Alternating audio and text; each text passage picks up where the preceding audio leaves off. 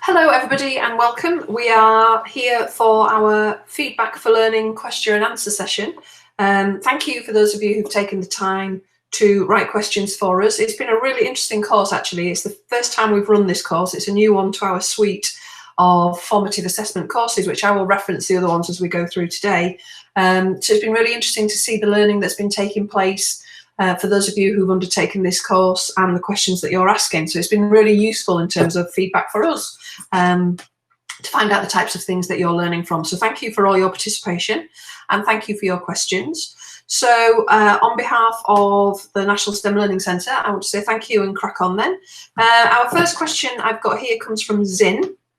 One of the things that we really wanted to unpick on the course was what feedback is. And I'm sure that, you know, we've said that feedback is conceptually difficult. It is conceptually difficult. The research out there has people talking about different things as feedback, and we wanted to provide some clarity as to what we were discussing as feedback. So Zin's asking about the difference between judgment, evaluation and feedback, and that it can be confusing. It is confusing, and as I say, the research literature doesn't have perfect definitive clarity about it, even though it tells us that feedback has such a positive impact on learners' progress. But not all feedbacks are made equal is something that we wanted to stress. So for me, feedback comes down to, I think a key principle is that it's useful information for the learner in helping them move forward. And that information needs to be specific to them as an individual. It needs to provide clarity and it needs to have information about their next steps. Because without those next steps identified, then it's not going to help them move forward. And that for me is the key difference between that evaluation and feedback, that judgment and feedback. So judgments, you know, can be looking at the quality of a piece of work, but it's about that next steps and it needs to link to the learning. And one of the things we talked about very much on the course was that the learning is not necessarily about just improving the task, but it's about developing the learner. The most powerful feedback actually helps them think, how am I going to improve next time I tackle a piece of learning that's similar to this one? Whereas often the feedback that we can provide is linked much more to the task and performance that the student is currently doing at the time. So I hope that helps, Zin. One thing I would recommend, go back and look in week 1 in particular at the quiz that we did, have a go at that, look at some of the nuances and then look at people's comments in the step after, because they were unpicking this and talking about it and providing examples. So I hope that will help. So thank you, Zin, for that question.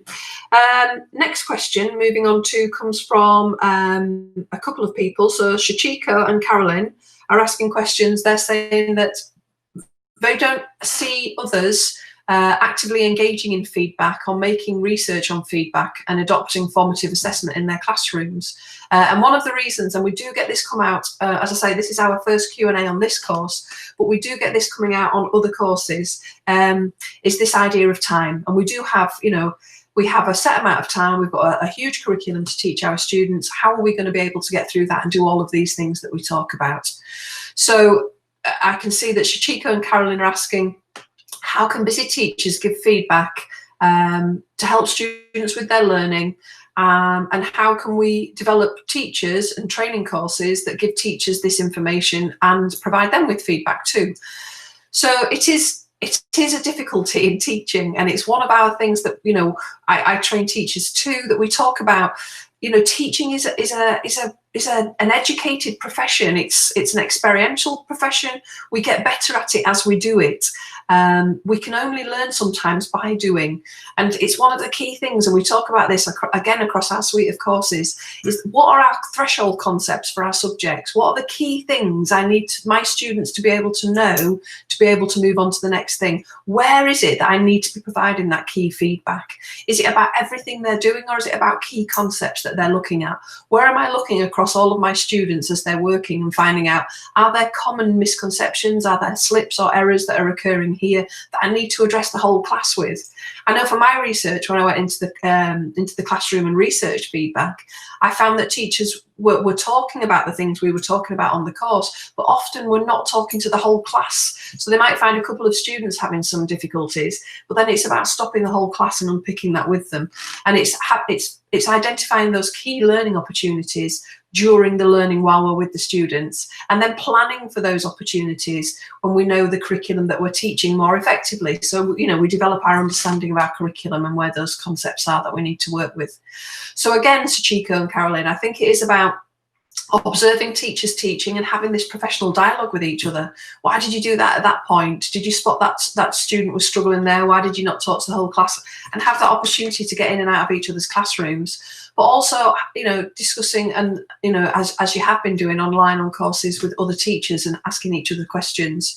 So we did in week 2. So one of the things that we wanted to do with this feedback course was try and give ideas for teachers to help minimise that time and make it more effective for you, that use of feedback. So in week 2 in particular, we did look at strategies and ideas to help with feedback across the whole class. We gave ideas like the feedback grid. We gave ideas like the Phil, one of our teachers, talked about his use of DIRT, direct improvement reflection time, those learning consolidation checkpoints, where we unpick some key feedback opportunities with our students. And we can be walking around and noting. So that's one of the things we said about the feedback grid, is while our students are working, we can be going around and noting where they are and how they're getting on with difficulties, and maybe sharing immediately, or we might share at another time when we come back to that concept. It doesn't have to be straight away. Or we might get a student out. I think I wrote on somebody's one of the questions asked on the course, I provided a comment saying you might get a student who's doing well to run a drop-in clinic, say in the next 10 or 15 minutes, and you might have to train students up to do this. But I'd like you to run a drop-in clinic on this concept for anybody who wants to go and see and provide feedback to your peers. So there's ways of doing that and maximising our use of the students as well. So it is difficult, it is time consuming, but it's finding out the strategies that work. I think the key thing for me is about building that classroom culture where these ideas will work. And we've got to get our pupils to buy into the fact that they need to be active and cognitively engaged in their learning if they're going to learn. Because I think, the key theme on the course is that we need to make students think, and it is about learning. Feedback is about learning. And they've got to buy into that. And that does take time. It does take time. It's interesting. In my classroom, I see my students weekly.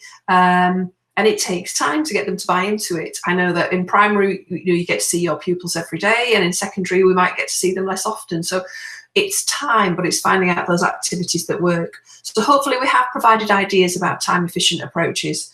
But remember that feedback can only occur once students have had some teaching or are trying out an activity. So we plan in, I'm going to do some teaching. I teach science, so my teaching might include some modelling, some practical work, and then I'm going to get my students to actually apply ideas. At that point, I might plan in the feedback approach that I'm going to do. And as I say, I might plan in, I particularly consider all the time thinking about the misconceptions and difficulties I know my students are going to have with particular topics. So I might plan questions at that point. And we have other courses that will help with that. So our Planning for Learning course that we run on Future Learn from the National STEM Learning Centre very much looks at these ideas and complements that. So I hope that gives some help to Chico and Carolyn. So ideas there about how to use your students, about how to plan in for these ideas, about to think where the conceptual challenges are, thinking about when we're spotting and noticing these learning opportunities and flagging it up to the rest of the class. And as I say, week 2 in particular was put in there to support you with that. So thank you for those questions. Moving on, our next little section of questions, we've got under adaptation. So it's how do we adapt for different ages, subjects, students with different capabilities, students at a different point on their learning journey. One of the things I know that we actively avoid, Chris and I, when we're talking about pupils, is we avoid the word ability. We think that has preconceived ideas about ceilings and labels for students. And one of the things I know it's very much at the heart of what I do is that I do think learning is limitless. It's why I go in the classroom and teach my students. It's why I do the things I do. It's how do I help find out where that child is on their learning journey and move them forward from it. And this is where assessment and feedback work so powerfully. Because if we can assess and gather quality evidence, then we can provide powerful feedback linked to that learning. Then we can really help that child, that learner, move more rapidly on that learning journey. And this is why we've looked at the ideas we have on the course. So our first question comes from Mary and Deborah. And Mary asked and Deborah asked, they like the context of the criteria boxes and the feedback rubrics, but thought it was very focused on secondary. What experience and research is there on the use of feedback rubrics in Key Stage 1 and 2? And then Chloe answered. Chloe provided a lovely answer, actually, to Mary's question, saying that there is the language and literacy scheme for Key Stage 2, where rubrics are integrated into it, and that in Key Stage 1, they've used learning ladders and visual checklists. So I know that in terms of these ideas, Mary and Deborah, there's been research done by a group, Gibbs et al. And Hargreaves, who've looked at work in primary, and it replicates the findings in secondary. So children, very young children, are still capable of talking about their learning, which is encouraging because it means that we can get young children talking about quality. And that, for me, is one of the key things. When we've talked about our criteria boxes and feedback rubrics, and it's about getting children to understand up front where they're going in their learning. So we talked in week 1 about 3 specific questions that help us make our feedback specific and relevant and succinct for that child that we're working with, so that they can act and respond to it. And it's that, where am I going? How am I doing? What next? And we can do that. We can have conversations like that with very young children. The where am I going? We can share lots of different ways. I mean, we've shared some on the course about how we help them understand what quality looks like up front. We can get them to look at somebody performing something. You know, I teach science. Not everything can be seen as an outcome in science. Some of it is about process, and that's the same in other subjects too. So we can watch a more experienced performer perform, and we can have discussions about it, and young children can do that. So we can look at different people doing things and ask them, whose way of doing this do you like and why? And it's starting that dialogue so that they generate those success criteria. And I think that's a key thing for me. So the criteria boxes and feedback rubrics were ideas we had, but I would like children to be part of that dialogue and discussion about generating those, and then getting them to use them and apply them during their learning and during opportunities where they could have feedback with peers. And that's something we've not looked at in depth on this course, is peer-to-peer feedback, because I know that we are considering in the future maybe doing a course where we look at how we get students working effectively with each other, and that would complement the suite of courses we've got. But it is those ideas. So it might be that we get children looking at artifacts that previous year groups have produced, and getting them to tell us what they like about the quality of those. I know Mazzano talks about one of the best ways for us to learn is to compare and contrast, and even young children can do that. You could get your children who are leaving, and my pupils have just done this, my students have done this, to write messages about what they've gained as a learner in your class across this year, and send messages to next year. And you can get them as they're going throughout the year to do that. Write a message to yourself about what you've learned on this topic, and then use those messages for the new children coming in to give them some idea about quality and about learning and about what has helped the learning, the process of learning. And it's moving our children, it's moving our learners from being beginners in our classroom. So whether that's in year 1, or you're a year 1 beginner, you're starting with me this year, you're a year 1 beginner, or it's somebody who's in secondary, you're a year 11 beginner, or we're in HE, you're an undergrad beginner. And as we see them throughout the year, we see them move from being a beginner to an intermediate to an advanced learner in our classroom, and how we help them see how they've developed. So that bit of curriculum is them developing their expertise throughout the year, and then that curriculum moves on to the following year.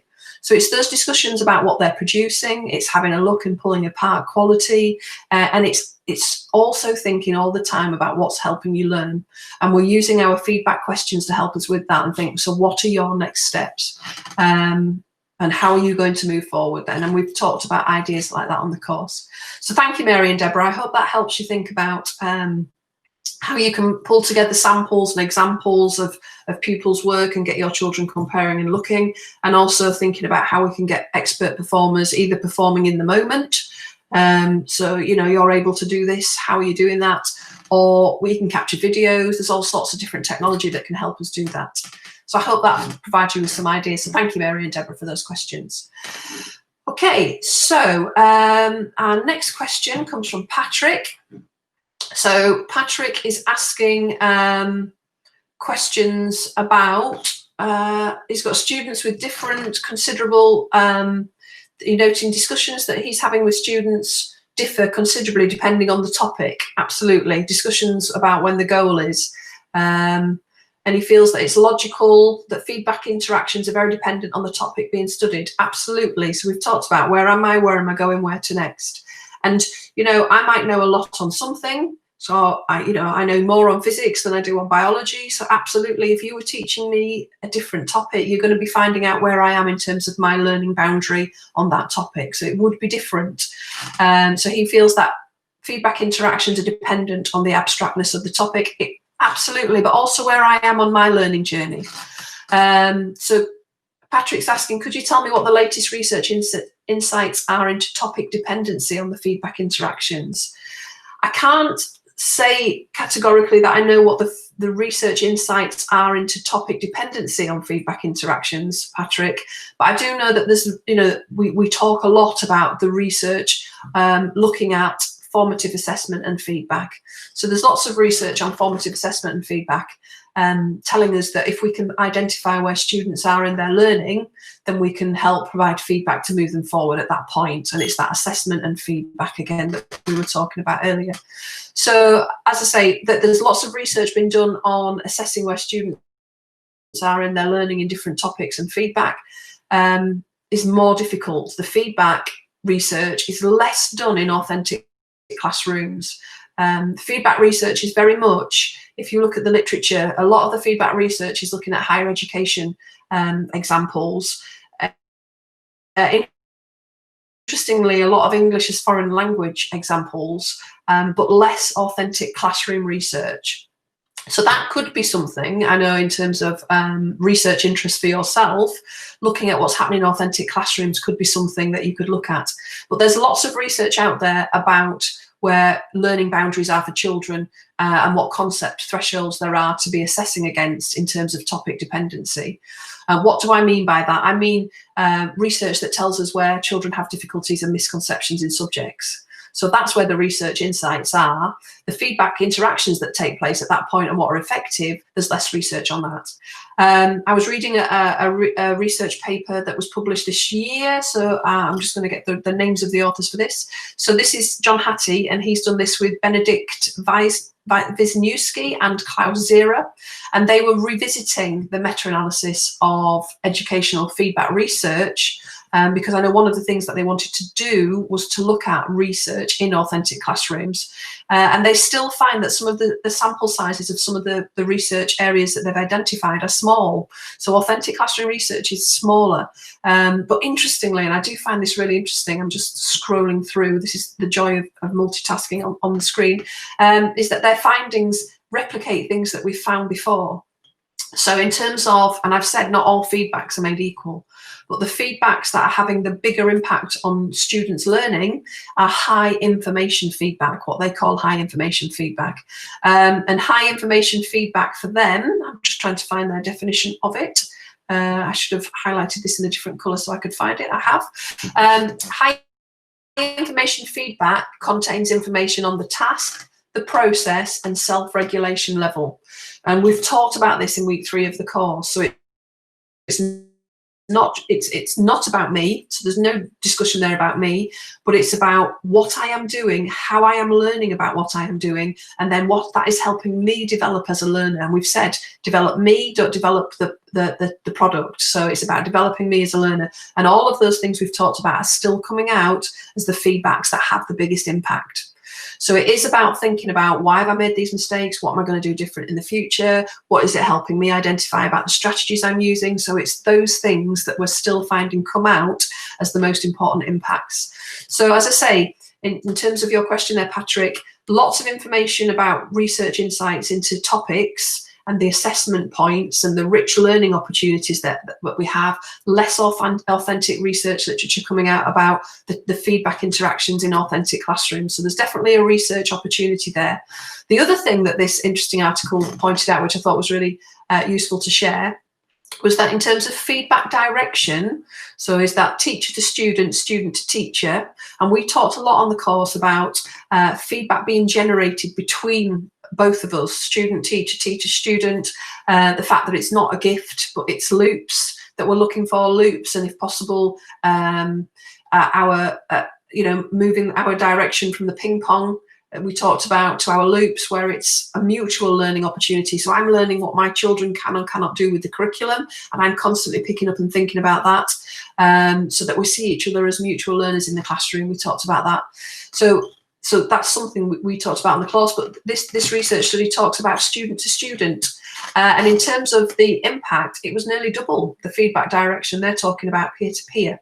And that replicates research literature I've come across before, that actually students learn from working with each other. And that's why we've talked about, we do hope that at some point we can develop a course where we're looking at pupils working effectively as learning resources for each other. And I know Dylan and Chris on Q&As previously have talked about the power of students learning effectively, but it's not just students working together, it's much more than that. It's how we set up those learning experiences so they are powerful for both the learners or the group of learners within that. And that's something for us to think about another time. So that's really interesting. That a recent research study is replicating the findings that we've already talked about on the course, but this idea that student to student is really powerful. But it is a very limited sample size, so there's things to look at in terms of when we look at meta-analysis and keep critically reflective of that. So I hope that helps, Patrick. I can't give you all the answers for that because I don't think we've got them. I think it's feedback that we are learning about all the time.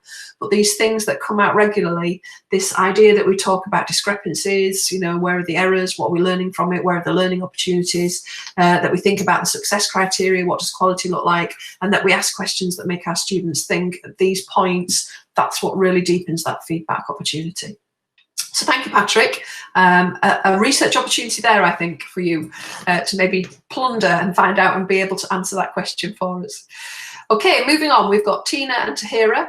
They're working with particular groups of students. Tina's working with on a one-to-one basis with SEN learners, including those with mental health difficulties in a particular context where students can be up or down, they can be motivated or not motivated, they can have, they can forget what they're doing, and sometimes have to go back several steps.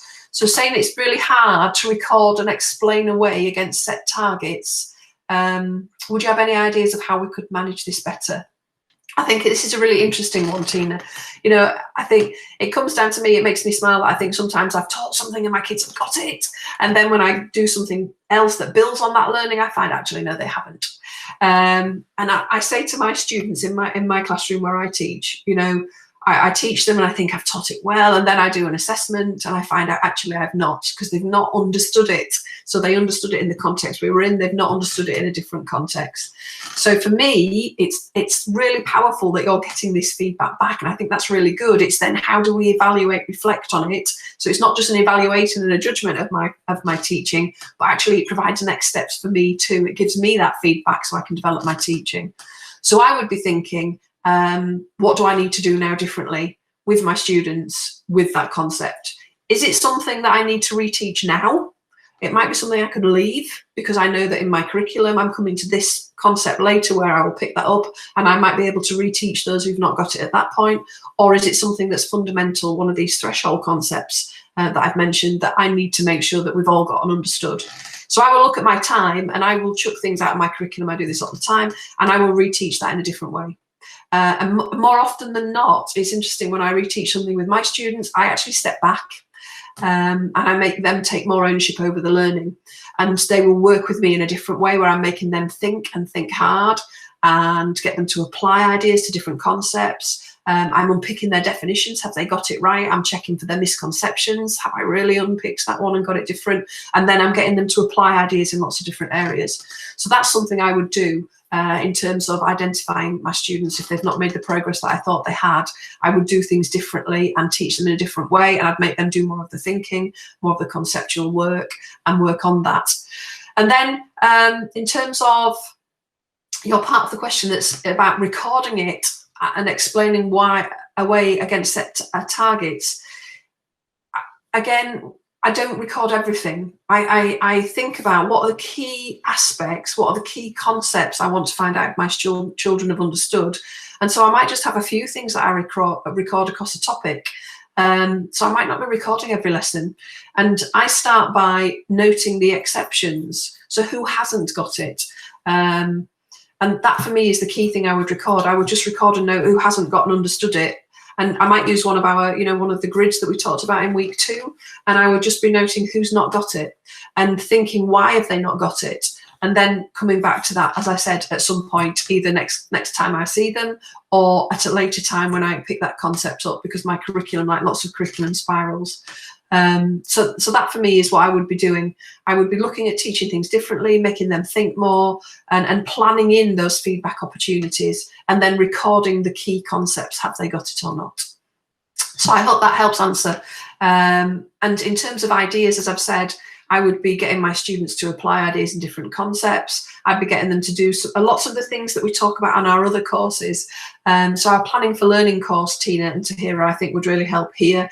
And our Differentiation for Learning course in particular would be one that would be really powerful here.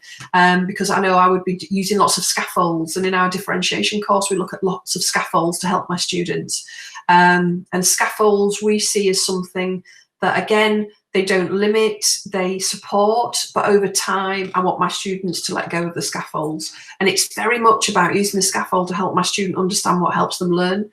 And we've had lots of questions on the differentiation course because that's been running concurrently.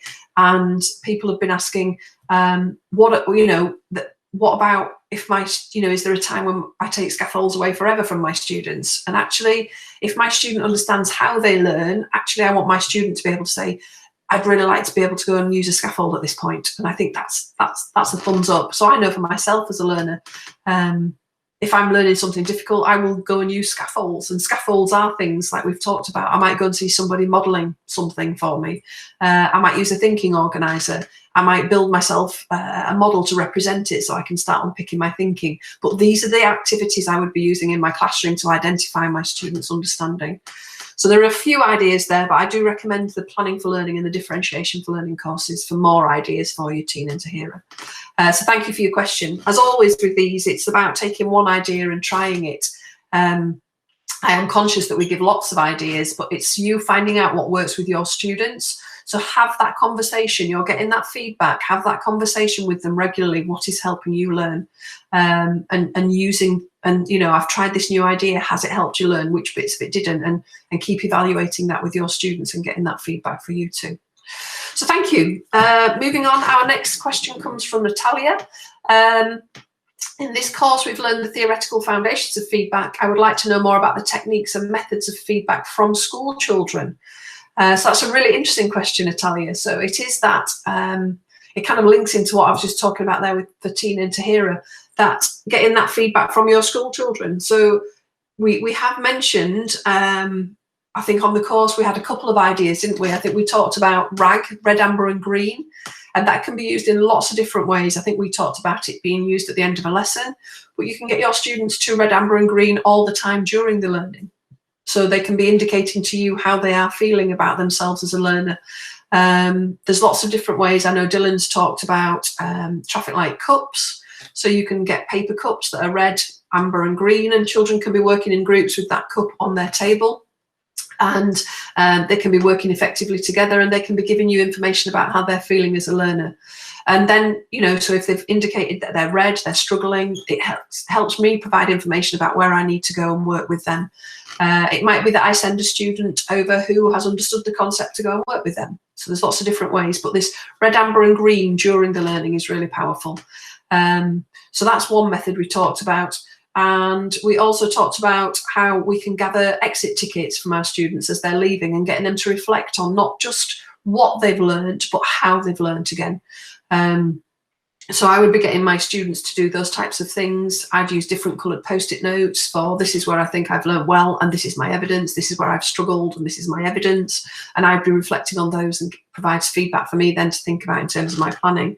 Another nice idea that I use is an idea called headlines. So again, not every lesson, but maybe across a topic or across a key concept, I will get the children to write a headline for me in terms of, a newspaper headline. How has my learning changed across this topic? What's the key headline for me across this topic? What's the key bit of learning? And get the children then to provide me feedback. And if they're not telling me about the things I'm expecting them to tell me about, then I need to to assess further and find out what their thinking is about that. So we have provided a few techniques on the course for ideas from feedback from children, but there, as I say, that's another idea, the headline. In terms of the red, amber and green cup, another really nice idea, which was one of Dylan's actually, and I think he picked this up from a teacher he worked with, was that sometimes, and I know teachers say to me, but what if kids teach each other the wrong thing? So the children have got red, amber and green cups. The teacher can have a different coloured cup. I've got blue cups that I use. It doesn't matter what colour it is, but it's different to red, amber and green. And when I know that a group has conceptually got the idea and understood it, so they're applying it, and I can see that they've understood it, I can drop a blue cup onto their group's cup stack or next to their group's cup stack if I want them to keep signalling to me. And that indicates then to the rest of the classroom that there's a group of peers here who've understood it. And then they can start working together with each other. So people could go and drop in. So I have kids dropping in on each other, or a spy. We've had spies on another one of our courses where kids go and listen to what the children are doing. Or you can send one of them out to go and be a support network. But we can start using our peers in different ways.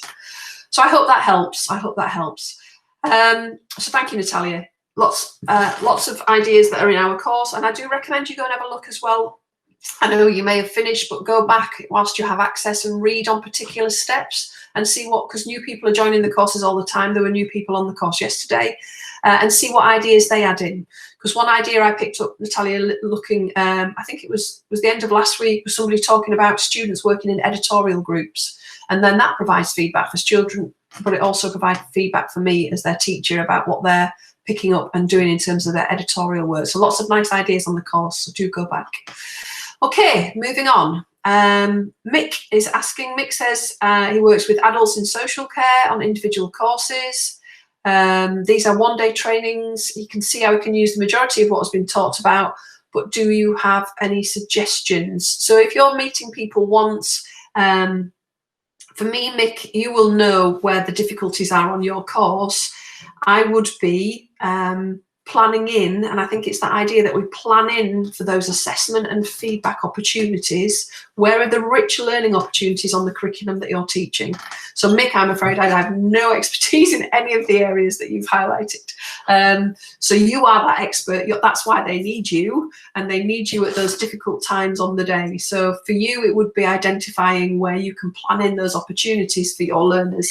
And draw on the ideas and the suggestions that we've talked about. So when we were talking about how we can plan for, mistake-friendly classrooms and learning opportunities, it's where are those difficulties? Look at those ideas we talked about, and how can you get your your adults that you're working with to generate what success looks like in terms of emergency first aid. Show them somebody doing it badly, show them somebody doing it well, get them to unpick it at those key points, and that will give you those feedback. So look at the ideas we've got and think about when you can plan them in, and when you can then provide that rich feedback about next steps. So these are the things that you need to be doing in terms of the curriculum that you're teaching. So I hope that helps, Mick. I can't give you specific examples on emergency first aid because I do not know, but it would be about what does good quality look like, where are they going, how are they doing? So assessing at that particular point, providing them opportunities for feedback, and then giving them those next steps and asking them those open questions, making them do that thinking. And I hope that helps, Mick. Okay, so Svetlana and Eileen. Svetlana is talking about good examples of integrated English and other subjects, and I know Eileen was talking about home economics. It kind of like links to the question that Mick was talking about there, really. The courses that we write are STEM courses, so obviously the examples that we use and the classrooms that we go in and out of and the teachers that we work with are in the main science and maths teachers. So in terms of the examples, we're not going to be providing examples on the course that are linked to other subjects such as English and home economics. That's not something that we will exemplify in the course. But I do hope that the ideas that you see our teachers talking about and our teachers using on other courses, you can see how you could adapt them to your environment. And I think that's where your expertise comes in as the teacher in that environment. You're the one who understands where those key opportunities are for the assessment, the questioning, the differentiation, the feedback, and how you plan for those opportunities in that learning cycle for your students. The other thing I would say though, Svetlana, Eileen and Mick, again, is that to read through the comment threads on the course, because, as I say, we write them and we exemplify by using our STEM context, but the teachers on the courses come from a plethora of different environments, and they provide really nice examples of how they've taken the ideas and adapted it to not only their context but also their phase, so primary, secondary, HE. So have a look and read through those examples. But hopefully, yeah, we're not going to give you those examples, but hopefully you can adapt and apply them by using the principles that we give you, because it's the principles that are more important than the contextualized ideas that we give. We want you to be able to apply those principles in your context. So I hope that helps, and sorry, we won't be doing English on this particular course. Okay, so moving on, and quite a few of you, this came up from quite a few of you, and it's completely understandable. We've had a lot of questions about feedback whilst we are working in our COVID situation at the moment. So I think we are all feeling our way. It's everything is new at the moment in terms of where we are going. So we're all thinking about how can we apply these ideas. So I'm doing it too. So I've been remotely teaching my students, and it's how do we get them to exemplify these principles we've talked about. So we had a lot of people, Chloe, Melvin, Deborah, Barbara, Lorena, Parveen, asking how can we use these ideas whilst we're working online with our students. And so one of the things, you know, we've talked about, and it comes out a lot, is that we need to be planning for these feedback opportunities. And so when I'm doing my online teaching, well, I'm doing my planning for my online teaching, I'm thinking constantly, where are the opportunities that I need to be assessing my children's understanding? And our Assessment for Learning course, our Intro to Assessment for Learning course, unpicks this in a lot more detail. We talk about key opportunities of finding out, first of all, where my learners are. That's a key opportunity for assessing where they're at.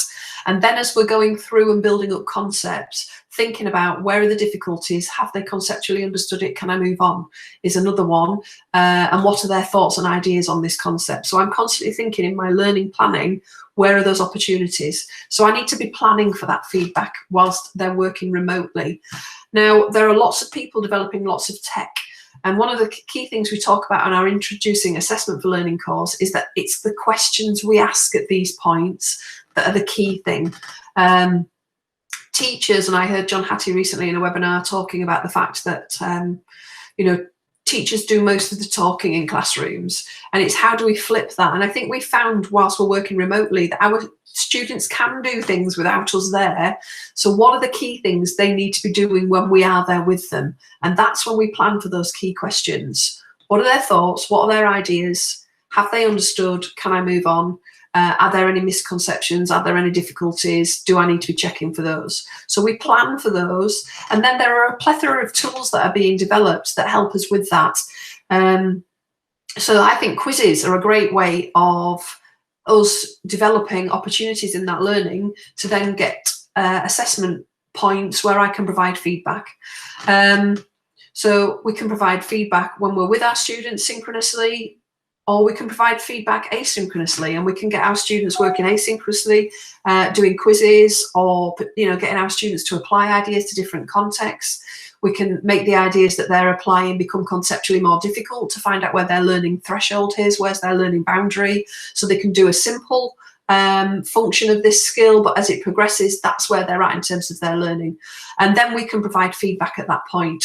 Now, in terms of more ideas for you how to work remotely and provide, and assess your students and provide feedback, the National STEM Learning Centre has got some remote teaching courses that they've put together that develop this much deeper.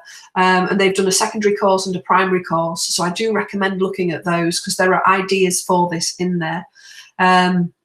In terms of providing feedback, then I would think about, am I doing a multiple choice quiz? Is it a quick one where I get the feedback and I find out synchronously where my students are and I act and plan for that?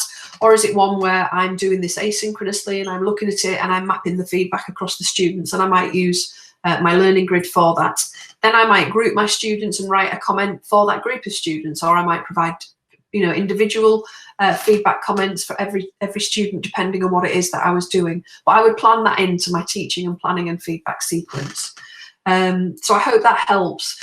But it's very much about thinking ahead about where the students are going to be able to work without me, where I need to be working with them, and then thinking about how that information can be assessed effectively so I can respond to help them make that progress in their learning. Right, thank you, Patrick, for your question about latest research insights into feedback dynamics when we're working with our students together synchronously or at a distance and they're not with us offline asynchronously. So as I said to Patrick earlier, the feedback research literature in terms of authentic classroom research is limited. Feedback research literature about our synchronous and asynchronous, again, in terms of where we're at now, I think this is new. There's lots of feedback literature about using technology and working with students in higher education institutes. So that's a particular area to look at. Less about what's happening in terms of authentic classrooms, because we've not really had this situation as much in authentic classrooms. So the research sample size is less. But things that do come out are some of the things we've been talking about already, that feedback is a dialogue. Feedback's a dialogue. So I'm thinking about when I want feedback to occur in terms of that learning journey with my students, and that we plan for that. Even in a digital world, we plan for that so that our students can have key input on their next steps in terms of their understanding of the concepts that we're looking at. But the research evidence, as I say, in terms of authentic classrooms is limited. I know a colleague of mine, he's doing his doctorate, and he has changed it to be researching what's helping students learn whilst we're in the COVID pandemic. So there's lots of research happening now. I think lots of people are doing things because researchers see this as a very rich opportunity. So there will be research literature coming out. So I'm hoping that we will find out more about it as we're going forward. But one of the things that does come out from the research literature, which replicates what we've been talking about on the course and ideas that we've talked about already today, is that the feedback that is having more of an impact is the feedback that is looking at help students develop their learning capabilities. So it is the feedback about the task process. It is the feedback about the self-regulatory levels, about them as an individual, as a learner, not about how they've performed as an individual about self, but how they as a learner are learning. So it would be looking, as I'm planning those feedback opportunities in the digital world, for how we are unpicking the process of learning, what helped me perform well in that task, what can I take from that to help me perform as a learner better in the future. And that's what the research literature is saying has more of an impact, Patrick. But it is an area where there is opportunity for more research, and I know that researchers are currently researching it, so there will be information coming out. So it's one to watch. I think we're going to learn a lot from the pandemic here. I hope that what we learn provides feedback to the educational world and actually impacts on the way that we teach. It would be very sad to find out things about how our students are learning that have helped them learn when they're not with us, and we go back to teaching the same way. So I hope there's feedback for us as an education community from the research that comes out. But yeah, there's limited authentic classroom research, but I know that researchers are working on that, so I hope we're going to find stuff in the future, Patrick, but very much the ideas that we've talked about on the course about developing our learners. So thank you, Patrick. One to watch out for, one that I hope we're all learning from too. So moving on then to our last question, which comes from Elizabeth. Elizabeth asks, I'd like to know how to give feedback in online classes. It's very important to me. Could I use the exit tickets? How many times as a teacher do you have to repeat the same feedback to a student? Because sometimes once is not enough. Sometimes students do the same mistakes many times. So why do they make that same mistake? So Elizabeth, I think the key thing for me here, I had this as a separate question because it's very much about the online learning we've been talking about. I kept this as a separate question because I think these are really good questions that we should be asking our students. When do I need to be giving you feedback? When do you feel you need the feedback? So I've collected an online ticket, I've planned for it. Maybe I've done a very quick quiz at the start of my online session with you, or I've given a quiz that you've done at home and it's given me opportunity to find out some things. I'm picking up that you've not got it. And it is about having that dialogue with our students. So as we said, with technology, there are lots of tools out there that we can use very quickly now. People are, and Matt was telling me, Matt who supports the online courses was telling me that there's lots of free opportunities. People are doing free trials. So it's finding out what is giving me the evidence that's going to help me provide that feedback effectively. And if my students are making the same mistake, unpicking with the student why they're making the mistake. We talked about, I think on the course, we had the idea about clearing the blockage. Where is it in that bit of learning that they're making the mistake? Is it the whole thing that they don't understand? I just don't get it, miss. Right, okay, so let me find out what are the foundations that we're building on. You've not got those foundations. Or is it a particular part of the process that you've not got, and we can practice that? But we can only do that with dialogue. So it's how do I gather that information from my students? And as I say, it's planning those opportunities in. But I need to be talking to my students all the time. What's helping you learn? What's not helping you learn? How do you know you've understood it? What's your evidence? So here's lots of different application opportunities. So we've got this concept. Can you apply it in these different variety of ideas? Where are you stuck? Talk to me about that. And having those mechanisms for that. As I say, it's more difficult when we're not in the classroom. I find that hard, but I need to plan those opportunities in my teaching when they're not with me, so I can gather that evidence. And as I say, there's opportunities with the technology we have. I know people have talked about Google Classrooms. It's how can we get our students together remotely working? Because as I said earlier, the feedback direction that was coming out of the recent review of feedback was that still it's when students are working together effectively that's helping them learn. So how can I planning opportunities for my students to work together? And again, there are different technologies that we can use for that, and lots of teachers were sharing them on the course, or you may find that your colleagues are coming across them. But it's that learning at the heart of what we're doing, and planning in for those assessment opportunities and feedback opportunities to deepen that. So ask your students what works for your students. For younger children, it'll be different things. For older students, it'll be different things. For younger children, getting them to work together, I suppose, is much more difficult for us remotely. And I don't have all the answers for all of this, because I think it's things that we are learning as we're going forward.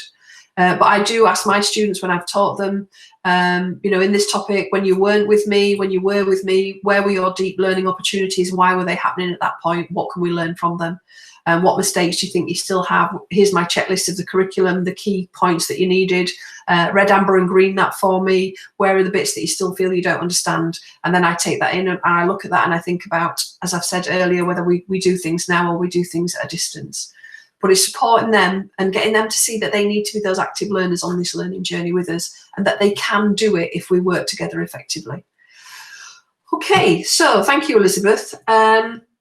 One of the things that we did on the last week of the course was we gave you some questions for you to adapt, because you've got different students in different phases, but to get that dialogue going. So hopefully maybe that will help as well, Elizabeth, look at the questions that we've got about how you can get evidence from your students about the mistakes and where they're at in their learning and how you can help them. And again, to flag up that this Feedback for Learning course is one of our suite of courses. So we've got our Introduction to Assessment for Learning, we've got our Planning for Learning, we've got our Differentiation for Learning, we've got our Feedback for Learning. All of these together complement that learning process that we're trying to facilitate as teachers in the classroom with our students, whether that's with us face-to-face or at a distance. And there's lots of ideas scattered through them. And as I said earlier, we do give lots of ideas, and you gather lots of ideas from other learners on the course. We get that feedback direction between peers on the course as they're learning. So do keep coming back to the courses that we do.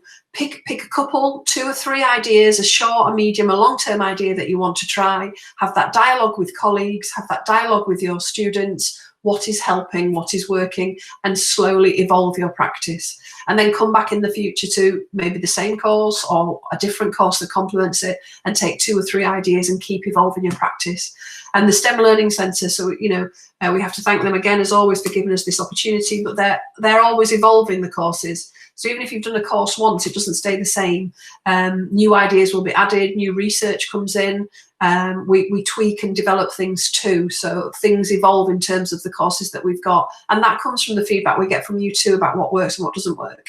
So keep coming back, keep developing, keep evolving, and thank you so much for the time that you put in. I know that teachers, one of the things that people say to us is that it comes up on all the courses. How do I do this? Time is valid, time is valuable, sorry, and it's very finite, and we do want people to have a life too. So we really appreciate the time and effort you put into your continuing professional development by engaging with us on these courses. So we hope that by doing that, engaging with professional development as professionals, you will keep developing your practice and moving forward.